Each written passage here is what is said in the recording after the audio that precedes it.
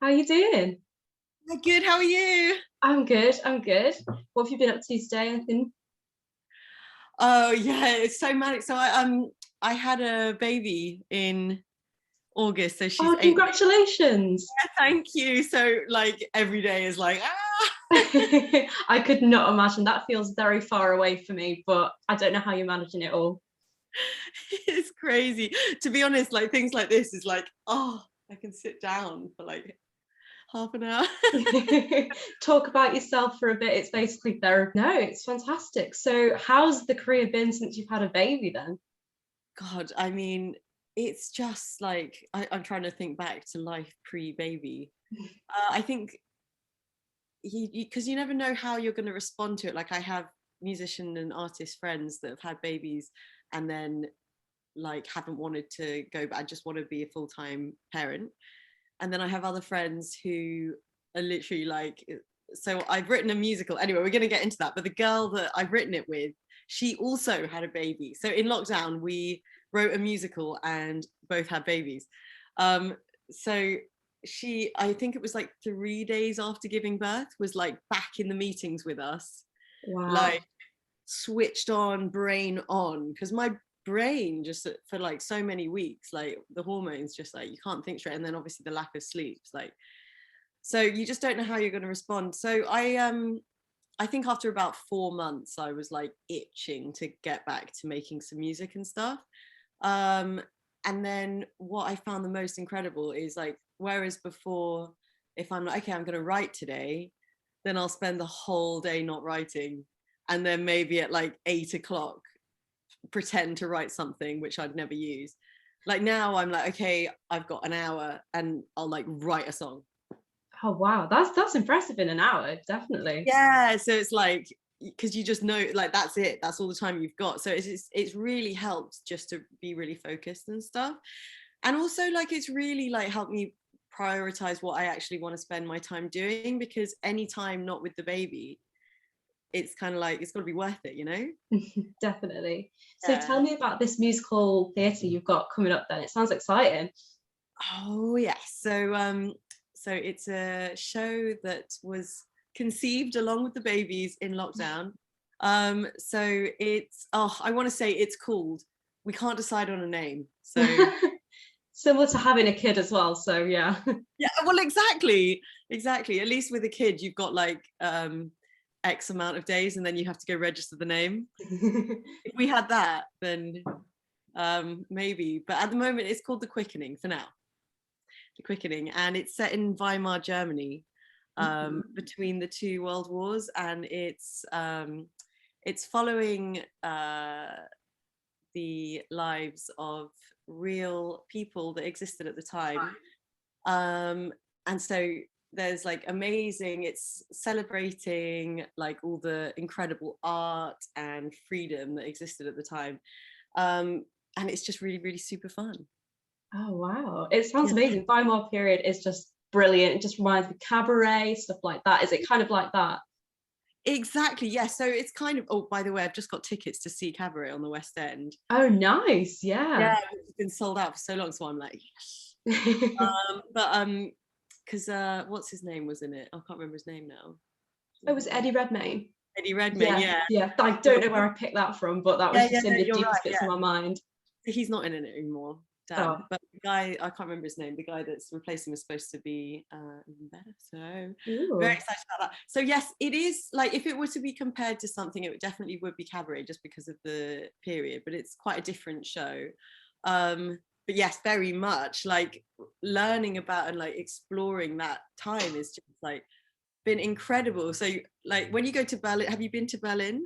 Yeah, briefly when I think it was with school, so I didn't see it Oh, okay. properly. Yeah. Berlin's this amazing city with like so much like freedom and art, but like, and you think, wow, this is the most like hedonistic and just like crazy place in the world if you go out for like a party there. But honestly, like it's nothing compared to Weimar, Germany. Yeah, So they knew how to party back then. yeah, yeah, there's this amazing show, Babylon Berlin? I love it. Watched it in lockdown. So good. One of my favorites, I think. Yeah. Oh, amazing. Oh, you would love our show then. So that's been quite a big reference. Oh, okay. Yeah. So it's kind of, so Steph, the girl that's written the book, is just the best writer in the world. And so there's lots of really like dark moments, loads of funny moments. It's really, really nice. And yeah, it's very exciting. So we are, hopefully we're going to be able to put it on in June, to try everything out, because it's all new songs, and yeah. So how's the process of creating it going then? Because is theatre something you've done before, or is this first time? Totally new, and it is very long compared to music. It's been really difficult to just be like, oh, okay. Like with music, obviously, like, okay, so I made an album in 2019. I say from start to finish, the whole process probably took just over a year. Okay. Which is relatively quick in terms of like making, but it still feels like a long time. But this show, I mean, we've been writing it for probably 3 years. Like everything's just like such a process, because there's so many parts involved, so many people involved, and it all takes so much time, and you need like funding at every point to be able to get to the next stage.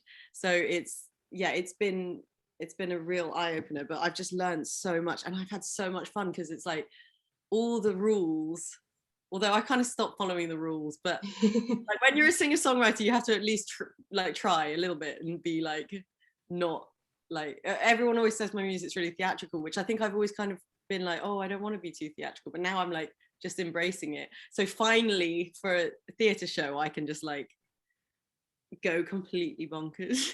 Yeah, would love to hear that. Like, as well, do you find like you've got the lighting, I suppose, to work out, and then the music's got to follow the story, so it's not like individual songs? So is it a lot more complicated in that way? Yeah, exactly. So the MD that we're working with, Pete Mitchell, who is absolutely incredible, has just taught me so much. And it's like a lot of the songs I've kind of written how I would usually write a song, and then he's like, this is great, but we need to like, instead of just like sing a song about XYZ, we need to like go from A to B and so explain XYZ. So you just have so much, like you said, like working around the script and stuff, like you can just do so much more, be so much bigger. And yeah, it's really fun. And then obviously scoring for 7 voices is super, super fun as well. So is it like the first time as well, you're not really singing yourself, so you're not writing the music for yourself? There's no way I could do the West End thing every day with a matinee twice a week. Oh my God, no way. They are strong people, theatre actors, very robust, yeah. Right? So yeah, no, it's I'm so delighted to not be performing. I love it. I love just being in the background. So as my baby shower gift, you'll love it, Steph organized a day with some incredible actors putting on the show, and we worked with the MD Tim Sutton for the day, and I actually got to hear the songs, because I'd never heard any of the songs that actually been live. So we did, I think, 4 of the songs, and it was just like, oh my God, it was so nice. So I was there, like, do you remember in the summer when it was like crazy heat wave, like 36 degrees? Missing it since then. Oh yeah, okay, try being like 9 months pregnant in that heat. Jesus. Does not sound good. It was on one of those days, and I was literally there like about maybe a week or 2 afterwards. So I was like huge, just like in this with my massive ankles, just like, and it was just it was just the best day ever. Like just being able to just sit back and just like see it come to life, and just actually enjoy like what you've written and the process. It's so nice. Also, what's so nice about theatre is like with my singer-songwriter stuff, like I have amazing people around me, and I've got an incredible band and lots of musicians I can bounce off. But at the end of the day, if I don't do something, like it won't happen. Yeah. That makes sense. Like it's got to come from me, because it's like my music. But working on the show, it's like I'm one part of however many people that you can like ask advice from and lean on for support. Like, it's so nice to be a part of a team like that. Definitely. And I think being part of a like theatre show, you've got so many different people, so many different elements, and just a lovely support network like growing around you. Absolutely, yeah, absolutely. Because I think one thing I've really like is always really like, you'll make a whole album and then you sit there, you make this whole album, it's taken a year of your life, and then you listen to it and you're like, is this total shit? Yeah, so then working on the show, it's like, is this shit? And then someone will actually sometimes be like, yeah, that's pretty shit, right? And you it's been so nice just to have that like bounce back. Yeah. No, it sounds brilliant. So it's quite far away then, not massively far away, but far away from where you started in classical and jazz. Talk me through like your beginnings and stuff. Oh yeah, totally. Oh wait, before we move on from the show though, very important for this interview, the whole show is female identifying and non-binary team, from the producers to the directors and all the cast. It wasn't done on purpose. Oh, it just ended up that way. That's fantastic. Yeah, like we just wanted the best people for the job. Oh no, Pete, the MD, is a man. The token male. We love that. Yeah, like always being like pushed around. So yeah, we just wanted like the best people for the job, and it just turns out like the whole team, so the producers, the director, obviously the writer, me, yeah, Gorgeous. a celebration. So yeah, classical, jazz. How did that begin for you? Yeah. So both my parents were classical musicians, so it was kind of not inescapable, because my older siblings, neither of them ended up going into music. But we just grew up with music. We used to spend every summer at Dartington Music School, which is this amazing, like, gorgeous summer school where loads of the greatest classical and jazz musicians like get together and just have a great time. And lots of collaborations and relationships are born there, and loads of amazing stuff happens. So I've written a song called Dartington, which I'm trying to figure out when to put it out, and it's mostly for my dad, who sadly died in 2016. Oh, So I'm thinking to hear that. Well, thank you. So I'm thinking to put it out for Father's Day, and it's actually just an acoustic piano song, but also with string quartet. So my dad led the Medici string quartet. Oh wow. So, yeah. Yes, it's a really nice little dedication. So yeah, I'm just sorry, it's just on the brain at the moment, because we've actually just mixed the song, which we do like all online now. So yeah, I'm just trying to figure out what to do with that. Anyway, so yes, and then I started playing the piano. I started playing the piano quite late, actually, about 11, but I started playing the violin when I was like, honestly, like 3. Oh my god, yeah. I feel like if that's what your dad did, then you were just going to be thrown into it. Yeah, exactly. So both my parents were violinists. My mum's an incredible violinist as well, so it was kind of like they got me this like little tiny violin. Oh my god, I can't wait to give our little girl a tiny violin. And I was just like there soaring away. And I always loved it. Like, it was never like my parents had to be like, oh, go practice. Like, I just wanted to play all the time. And then I started writing songs when I was probably about 11, I would say. Probably when I started playing the piano, because it's just such a great instrument to write songs on. Maybe the violin, yeah, not so. Yeah, it's hard to sort of sing and have that on your chin. Yeah, exactly. And then, yeah, I just started writing songs, and then I discovered Regina Spektor. I think that was probably the big change. And I realized, like, you know, how to, like, there's this whole world of singer-songwriterness, like, all through her. She's just incredible. So I probably like copied her quite a lot. And then I went out and did the kind of kooky singer-songwriter thing, like, around London from pretty young, probably about 15. I used to drag my keyboard around. How is it doing it so young? Because obviously, like, 15 feels ridiculously young to go out on your own in the music world. Yeah, I just didn't feel I had a lot of support. I was always so well supported by my parents. They were always like, they would come to me, with me to most of the shows, or my big brother used to come with me, bless him.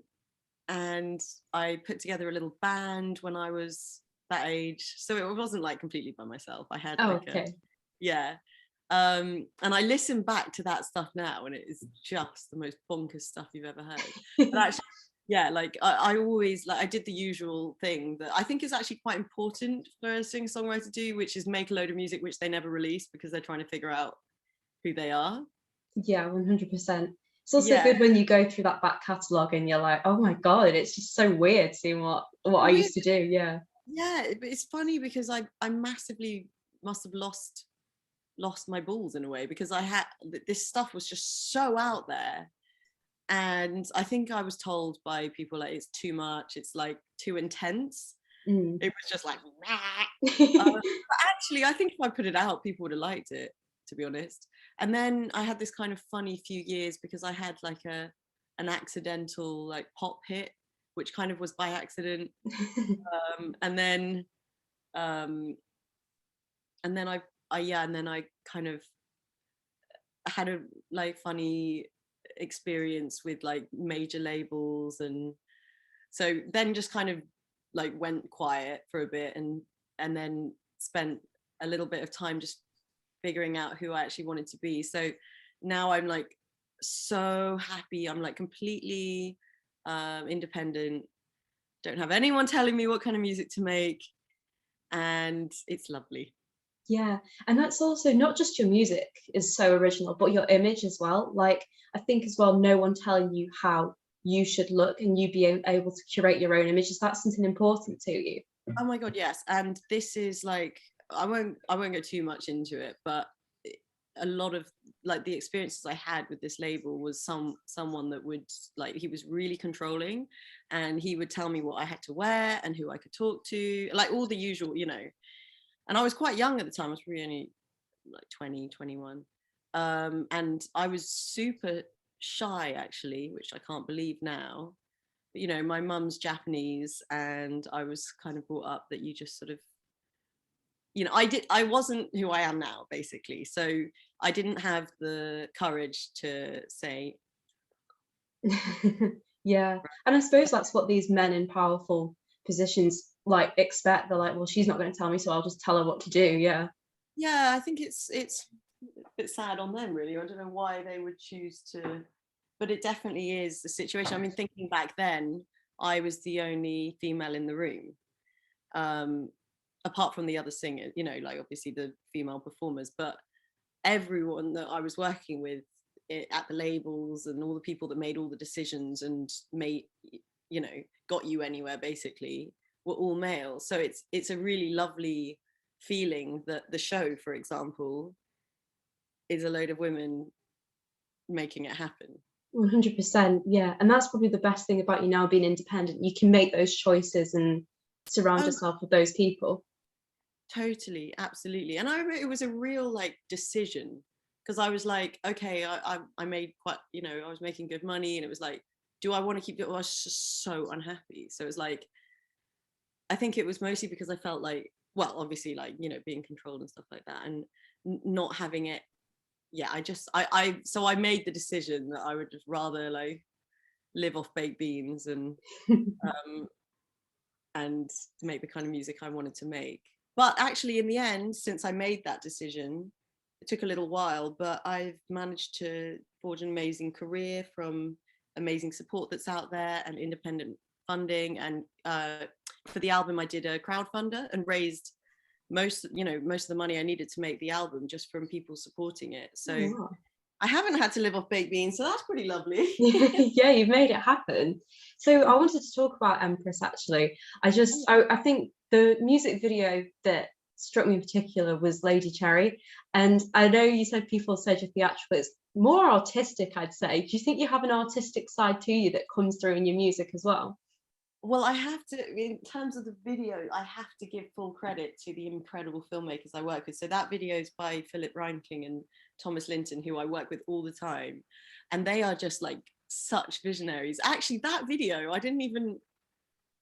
I was like, I've written a song, it's about a vagina. And they were like, we know what to do. The two men were like, yeah, we've got this covered. Literally. Literally. And they just did this gorgeous video. What was that?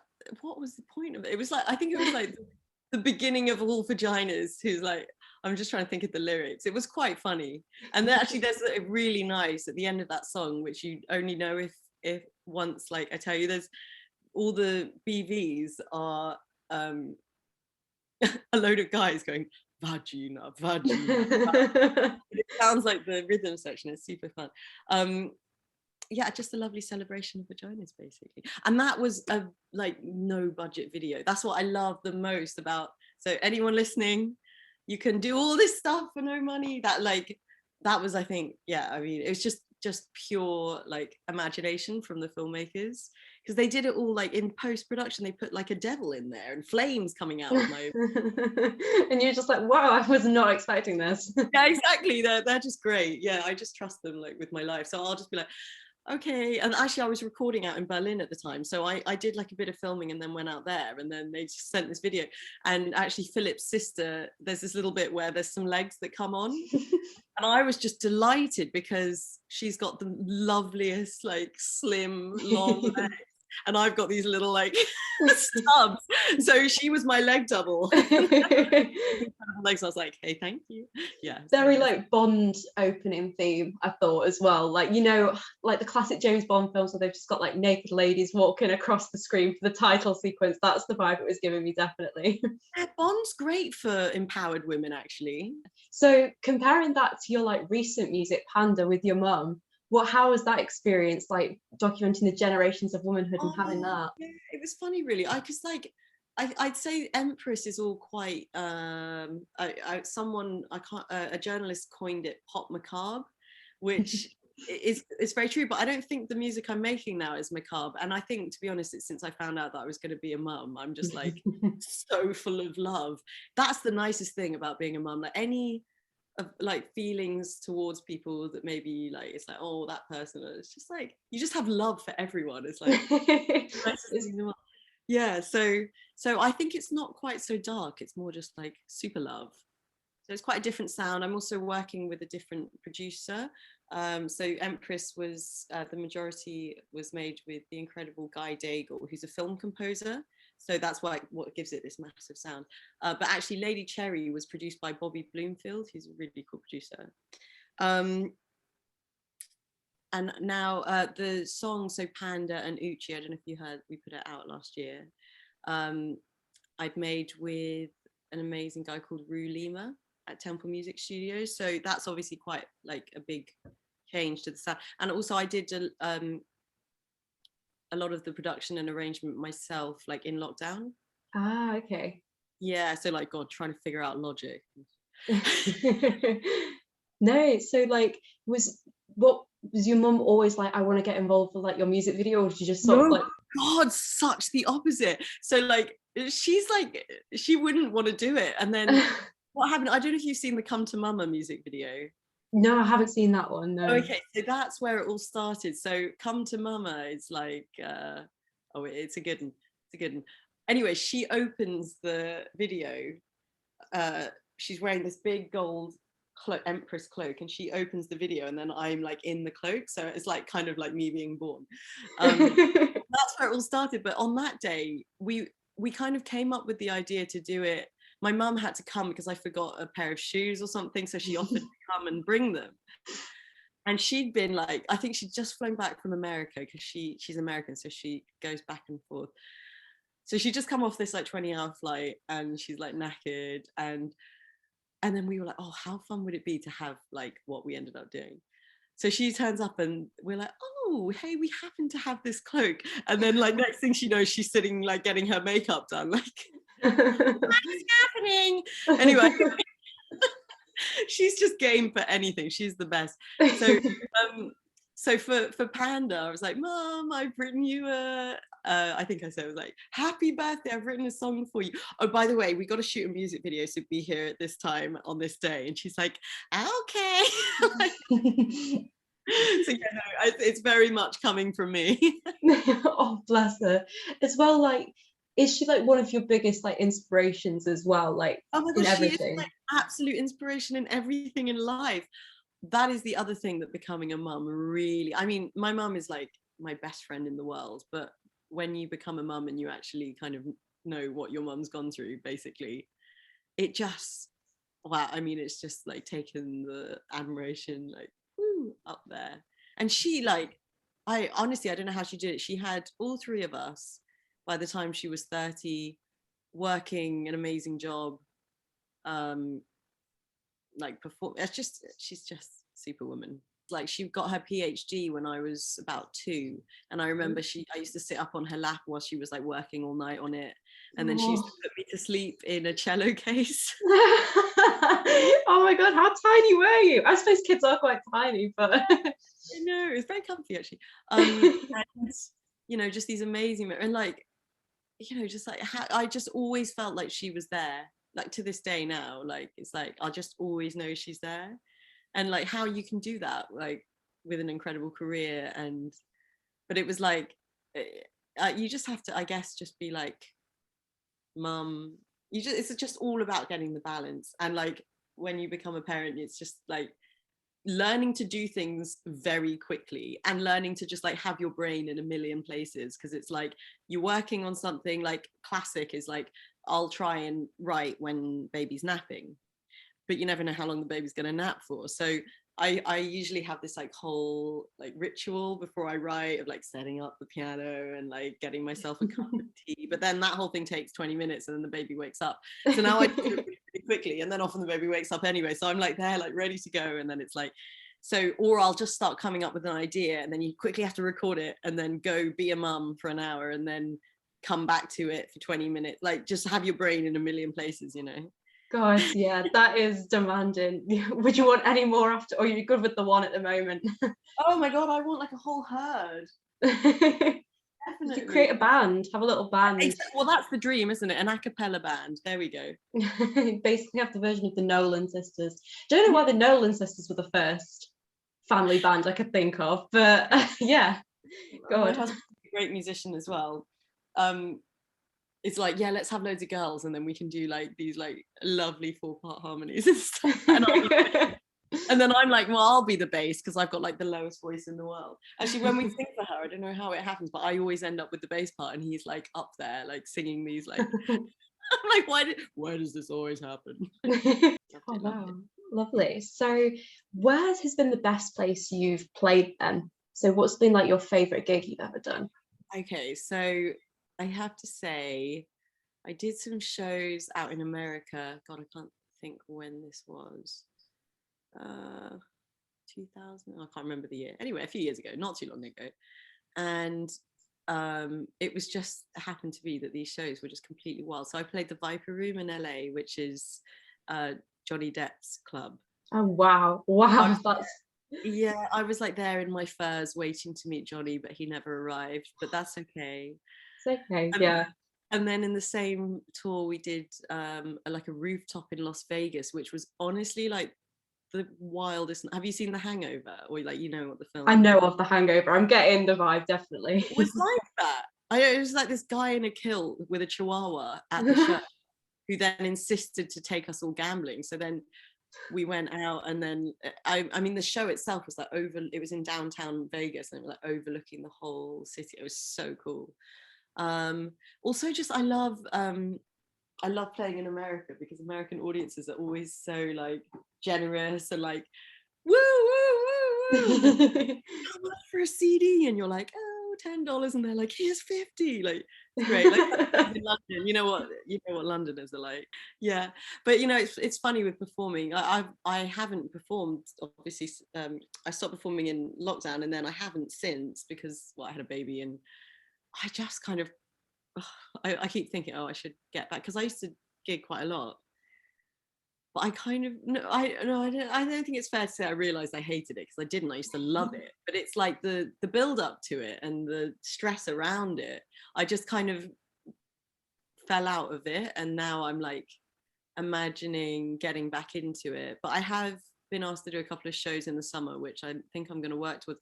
A massive part of it is like I like to feel really sexy on stage, and it's taken me like a lot longer than I'd realized to feel sexy again after having a baby. Of course, it's so many changes, isn't it? Yeah.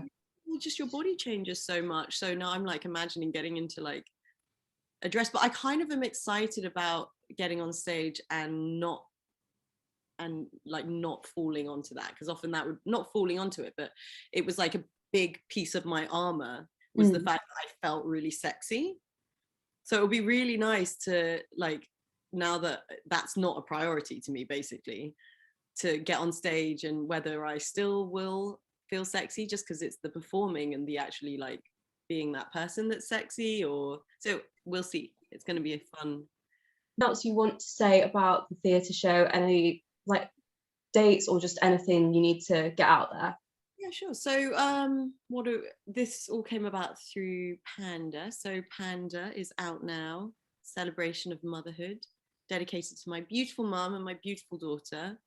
And we are, oh, here, you got it here first. No one knows this actually, but I've been, I'm going to make another album. Oh, exciting.